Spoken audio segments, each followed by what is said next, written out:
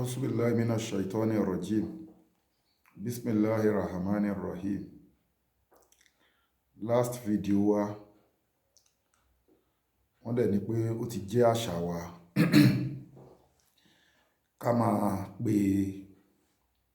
ká máa sọ pé àwọn àfáà kan ń parọ́ àbí babaláwo ń parọ́ àbí onírọ́ ni àfáà ṣọ́ọ̀ṣì. Èmi kọ́ ni mo pè wọ́n lónírọ́ o, Àlùkùránì ló pè wọ́n lónírọ́. Àwọn àfáà tó dẹ̀ pè lónírọ́ òun làwọn àfáà olóògùn generally l'Àlùkùránì pè lónírọ́. So àfáà olóògùn, àfáà ṣọ́ọ̀ṣì olóògùn, babaláwo pọ́nbélé olóògùn, Àlùkùránì ló pè wọ́n lónírọ́, kì í ṣe mi. Tẹ́bá ká wo ìtàn anábì Musa àti Fáráò Fìràún. Anábì Musa alayhi salatu wassalam, nígbàtí Fáráò kó àwọn ọmọ ogun ẹ̀jọ láti tako anábì Musa, tí wọ́n dẹ̀ fi pàdé sí ọjọ́ ọdún ní táìmù bí aago 9 àárọ̀. Ìgbà táwọn òpìdán dúró, àwọn olóògùn, mo tún sọ, àáfà olóògùn onírọ́ ni wọ́n máa ń parọ́, babaláwo máa ń parọ́,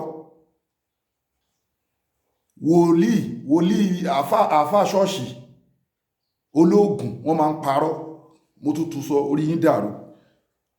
Ìgbà tí wọ́n dúró, kí ló ṣẹlẹ̀? Kí wọ́n tó bẹ̀rẹ̀ sí pàfọ́ọ̀mù, káwọn olóògùn Fáráò kí wọ́n tó bẹ̀rẹ̀ sí pàfọ́ọ̀mù pẹ̀lú anábì Musa ní pé ẹ dúró náà. Wailakum, òfò, ìyà, àdánwò, àdánù kó máa bá gbogbo ẹ̀yin olóògùn yìí. La taftaru ala Allahi kasiba, ẹ má dáadáa parọ́ mọ́ Ọlọ́run o, ẹ má parọ́ mọ́ Ọlọ́run o. Fayusitakum bi as'ab, torí pé tó bá parọ́ mọ́ Ọlọ́run, Ọlọ́run máa ń fi ìyà parẹ́ ni. Ẹ kí n rí kú ìyà táwọn olóògùn máa ń kú ni. Kódà nínú àwọn àfáà olóògùn ẹ kí n rí wọ́n máa ń kúkú ìyà ni. Faqad haba man iftara, gbogbo ẹni tó bá parọ́ mọ́ Ọlọ́run pátápátá ẹni òfò ni. Mo tún repeat ẹ̀, lọ wo Quran chapter 20 verse 61. Àlùkùránì ló sọ pé àfáà olóògùn òpùrọ́ ni. Àlùkùránì ló sọ pé babaláwo òpùrọ́ ni. Àlùkùránì ló sọ pé àfáà ṣọ́ọ̀ṣì olóògùn òpùrọ́ ni. Àfáà nínú ẹ̀sìn Islam tó ń ṣoògùn òpùrọ́ ni. Ṣé bẹ́yìn tẹ́ ń jáde náà, ẹ̀yin náà mọ̀ pọ́n máa ń parọ́ náà.